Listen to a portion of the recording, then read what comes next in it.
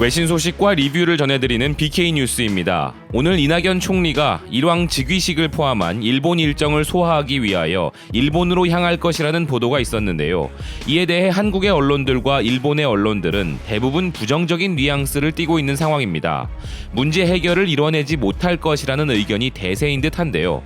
허나 그럼에도 불구하고 일왕 즉위식에 참여해야 하는 이유는 일본에게 빌미를 주지 않기 위한 부분과 반격이 될 수 있는 부분이 존재하기 때문입니다. 이 이야기에 앞서 현재 일본의 분위기를 정확히 보여주고 있는 일본의 니케이 아시안 리뷰의 보도를 먼저 확인하시겠습니다. 기사는 아베 총리가 보좌관들에게 향후 5년 동안 한국 관계에서 냉담할 것임을 대비하라고 했다는 헤드라인과 함께 일본 정부는 한국 정부 측의 방문에도 불구하고 일본의 외교적 노력을 다른 곳으로 돌릴 것이라고 이야기하고 있습니다. 기사는 한국 정부의 외교 관계자들은 일왕 즉위식에 도착했을 때 일본 측의 냉담한 반응을 맞이하게 될 것이라며 문재인 대통령이 직접 방문하지 않음으로 인해 양국 관계가 개선될 가능성은 거의 없다고 전하고 있는데요. 문재인 대통령을 대신하여 일본어에 능통한 이낙연 국무총리를 파견할 것이라고 보도하고 있습니다. 그러나 기사는 현재 문재인 대통령 행정부에 대한 일본 정부의 믿음은 완전히 침식된 상태이며 일본 정부 내에서는 문재인 대통령이 재직하는 동안은 관계 개선이 되지 않을 것이라는 광범위한 합의가 있다고 하는데요. 이 정서는 현재 극에 달해 아베가 자신과 가까운 사람들에게 적어도 향후 5년 동안은 관계가 개선될 것이라고 생각하지 않으며 일본은 신뢰할 수 없는 국가와의 노력을 낭비하는 대신에 다른 외교에 집중해야 한다고 말했다는 부분을 기사는 보도합니다. 또한 기사는 지난달 일본 자민당의 2인자 니카이 간사장이 한일 관계를 원활하게 하기 위해 한국은 노력을 기울여야 하지만 일본도 양보 가능한 부분은 양보해야 한다면서 화해에 대한 희망이 다시 제기되었고 이를 한국의 주요 언론사들이 일본이 관계 개선을 원하는 신호라면서 보도했으나 일본 외무부는 이런 니카이 간사장의 성명서에 대해 불행히도 세계는 한일 관계를 중심으로 돌아가지 않는다는 말과 함께 서울은 너무 많이 기대해서는 안 된다는 말을 했다고 전하고 있습니다. 그리고 많은 일본 당국자들은 문재인 대통령의 강경한 대일본 입장이 인기를 유지하는 한 차기 한국 정부도 동일한 접근법을 취할 것이라고 믿고 있다고 하는데요. 현재 일본 국내 여론으로부터는 한국과의 관계를 개선하라는 압력이 없고 일본 고위 관계자의 말에 의하면 현재 일본의 여론은 반한에서 한국에 대한 무관심으로 바뀌기 시작하며 냉랭한 반응을 보이고 있다고 기사는 이야기합니다. 이렇게 기사는 아베를 비롯한 일본의 분위기가 이낙연 총리의 방문을 전혀 반기지 않고 있음을 전하고 있는데요. 그럼에도 불구하고 이번 이낙연 총리의 방문 결정은 현명했다고 보는 것이 맞다고 생각합니다.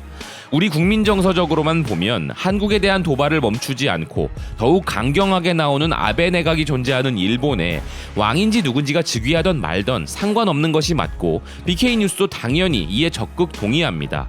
허나 일본에게 빌미를 주지 않기 위해 그리고 앞으로의 국제 여론전을 위한 명분을 감안한다면 이번 방문은 실질적 관계 회복의 문제를 떠나 여론전에서의 우위를 잡기 위해서라도 불가피한 부분이 있기 때문에 행정부의 이성적인 선택을 지지하고 있습니다.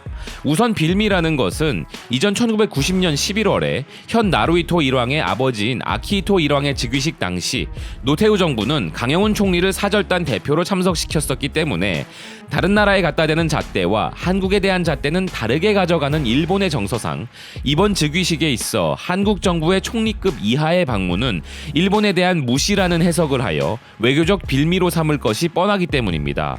그리고 장기적으로 한국이 국제 여론의 힘을 받기 위해서라도 정부의 공식적인 움직임은 국민의 정서와는 다르게 움직여야 그 효과가 극대화된다고 생각하는데요.